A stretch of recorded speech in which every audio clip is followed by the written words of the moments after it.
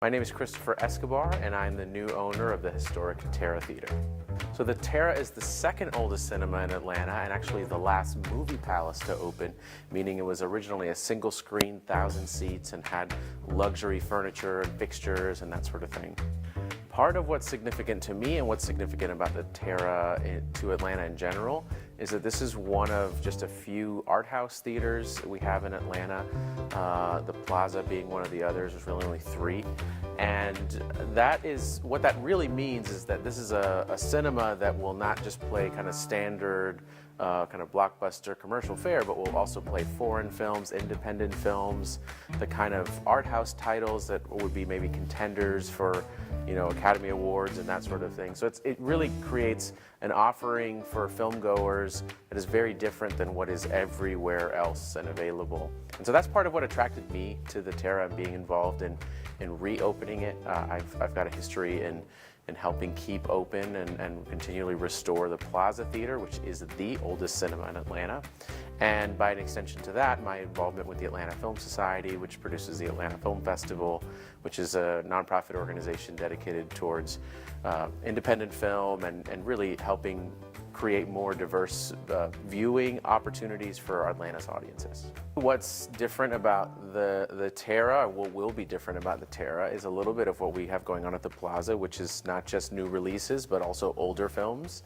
And it's also not just about, hey, we're playing the film, come see it, right? It's about creating an overall experience. And really, that's the tale as old as time. That is what going to the cinema has usually been over most of the century history we have of going to the movies. It's really only been in the last, you know, largely 20 or 30 years that it's been more and more kind of watered down and more become sort of run-of-the-mill. And so what I'm doing and what we have been doing at the Plaza and what we're going to be focusing on here at the Terra is a return to that, a return to an occasion, right? Where when you walk into a place, you feel like you're transformed into another space, where it's not just the movie you're watching and the space you're in, but you know, even the food and drink you have to eat, like everything we can do to make that an experience that is and revolves around film and revolves to something that is nostalgic and something that especially values and focuses on the local element as well. That's what we're all about at the Plaza and what will be more and more present here at the Terra. The great thing about fantastic and outstanding films is that they're timeless. And so it doesn't matter if they came out last year or last decade or last century. These are films that hold up the test of time and that people want to revisit. And because they are multi-generational, it means that folks, you know, who weren't around when these films were released want to get the chance to see them on the big screen. And so we lean into that. You know, what I think really the opportunity and what it represents from a business model standpoint is that we can play these films as much or as little as our audience demands it and wants it. It's not like when a newer film that requires, you know, played all day, every day for multiple weeks, regardless if anyone cares to come see it or not. And so that creates not only an opportunity for us to meet the demand, but also to get really creative, and we can partner with other organizations and businesses and do fun elements that you can do when you've seen the film and can know the film and know why people love the film, or perhaps bring things that people don't know about that film to the forefront. So it ends up creating a much more encompassing and engulfing experience where you can really be immersed in that. And it could be as simple or casual as an introduction before the film. It could be things that are on exhibit in relation to the film. It could be the music that plays in the lobby, the food, the special food that's brought in just for that day. You know, all these things, you know, none of this is proprietary, none of this is new, frankly, but we're bringing all of that back in a way that gives people an occasion. You know, for instance, one of the ways the Plaza is rather unique is right now it's the only celluloid cinema. It's the only movie theater that will play 35 and especially 70mm film. That is something we're going to be bringing to the Terra, right? So it's not just the title, but also the format. It's something that's rather unique. And while that usually applies to older films, there's occasionally newer films that will get released on that format. And so this creates a very rare experience, not just in the city, but in the region, frankly. There's been instances where we've partnered, for instance, with Videodrome and been able to present films that either people don't know or have largely forgotten or have a cult following. and they'll be able to do an introduction that really brings some of the information and some of the behind-the-scenes context to that film. And so either if people are seeing it for the first time or seeing it in a fresh new way now, that creates a really cool experience. We've been able to partner with our friends at eDivision to be able to do screenings where they prepare like a 9-course meal that you get that's inspired by the film, and you're supposed to eat those things during specific parts of the film. It really is a whole new twist on dinner and a movie. Their whole thing is you eat the movie, right?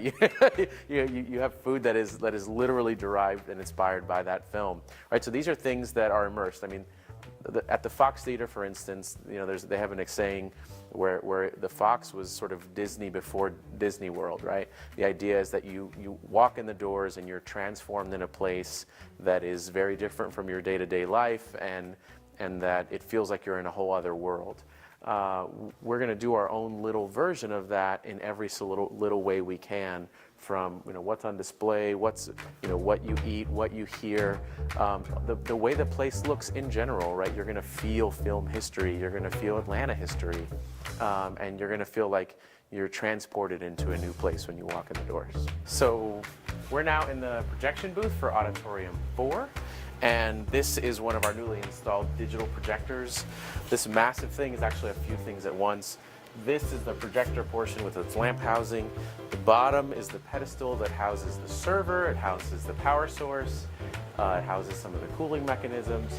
And so, and then you can see the ventilation that has to be connected. So many of us know the story of the Fox and how we almost lost it, and how the community rallied together, both from citizens to public leaders and companies, to change that. We have our own little version of that happening here at the Terra. So, everything from my friend Kenny Blank, who got involved and interceded on our behalf to convince Jack Halpern and the folks who own the property here to work with us, even though there are, frankly, far more lucrative things they could have done with this property. They saw the value in that. That was then echoed by the response of the audience when we announced it at the Atlanta Jewish Film Festival, and has continued with an outpour of people that have been contributing to our Reopen campaign, either going ahead and buying gift cards in advance or even making donations.